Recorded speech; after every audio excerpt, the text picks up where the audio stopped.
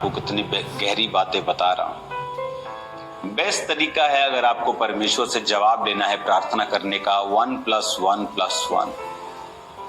1 घंटा प्रार्थना सुबह, 1 घंटा प्रार्थना शाम दोपहर, 1 घंटा प्रार्थना रात को। 1 घंटा सुबह, 1 घंटा दोपहर को या शाम को आप लगा लो, 2 से 3 बजे, 4 बजे, 5 बजे, और 1 घंटा रात को।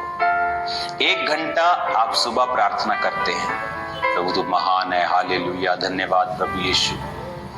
जब आपकी 40-45 मिनट की प्रार्थना हो जाती है, फिर आप वर्सेस निकालिए। अगर आपको हीलिंग की जरूरत है, यशाया 54 निकालिए, भजन संहिता 103 निकालिए, नीति वचन 3 निकालिए। जहां जहां परमेश्वर ने हीलिंग प्रॉमिसेस किए हैं बाइबल में, उन सब वर्सेस को निकालिए, उन्हें निकाल कर उन्हें पढ़िए प्रार्थना में ही। प्रभु तेरे वचन में ये लिखा है। अगर मैं आपको यशाया 40 पढ़िए, 28 से लेकर 31 तक, भजन संहिता 103 पढ़िए, जहां पर परमेश्वर ने लिखा है कि वो तेरे अधर्म को क्षमा करता और तेरे रोगों को चंगा करता, अधर्म को क्षमा करता और तेरे सब रोगों को चंगा करता है। इन वर्सेस को पढ़िए 10-15 मिनट, इन वर्सेस से प्रार्थना कीजिए। उसके बाद अगर आपके पास अनॉइंटिंग ऑयल है, अपने आप को उससे मसा कीजिए। लास्ट में थैंक्स कीजिए, प्रभु तेरे कोड़े खाने से मैं चंगा हो चुका हूं, तेरा थैंक्स करता हूं, आमीन कर दीजिए। दोपहर को फिर 40-45 मिनट प्रार्थना, फिर वर्सेस के साथ परमेश्वर के सामने अपनी वर्सेस से रखनी। इन अध्यायों से, इन वर्सेस को बोलकर प्रभु को बताना कि तेरे वचन में ये लिखा है, और दिन रात कहता मेरे नाम की जो दुहाई देते हैं। संडे थर्सडे दुहाई देने वाले बहुत हैं, चलो संडे जाके दुहाई दे देते हैं। उसके बाद सोमवार क्या, जो सुबह से बर्तन मांज के, जो काम घर का, जो आदमी अपने ऑफिस में जाता है, वो कोई प्रार्थना वाला जीवन नहीं।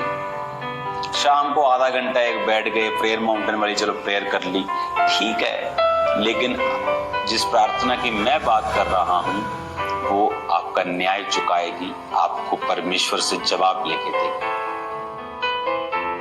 1+1+1, 1 घंटा सुबह, 1 घंटा दोपहर या शाम। सेम धन्यवाद प्रभु यीशु, 45 मिनट आप प्रभु से अपने दिल की बात। आप अपने जब पिताजी के पास जाते हैं, अपनी माता जी के पास जाते हैं, आप सोच के नहीं जाते कि मैं जब अपने बाप के पास जाऊंगा बोलूंगा, हे हमारे परम पूज्य पिताजी, मुझे कृपया 50 का नोट दीजिए। आप कभी ऐसा नहीं कहते। कुड़ियां देखे डैडी 50। आप मेरी बात समझ रहे हैं क्या? परमेश्वर भी आपका पिता है, आपके पिता से भी ज्यादा है। आप जब प्रार्थना में बैठते हैं उससे बात करें, अपने दिल की बात करें।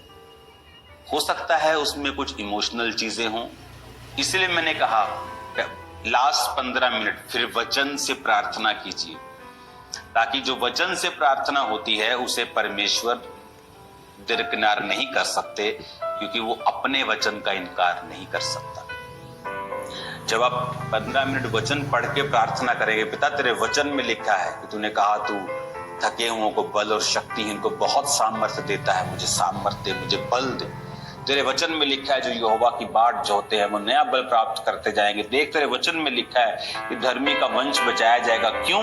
मेरे बेबी नहीं है जिनके पास बेबी नहीं होते। तेरे वचन में लिखा है कि तूने कहा है कि जो कोई यहोवा का भय मानेगा उसके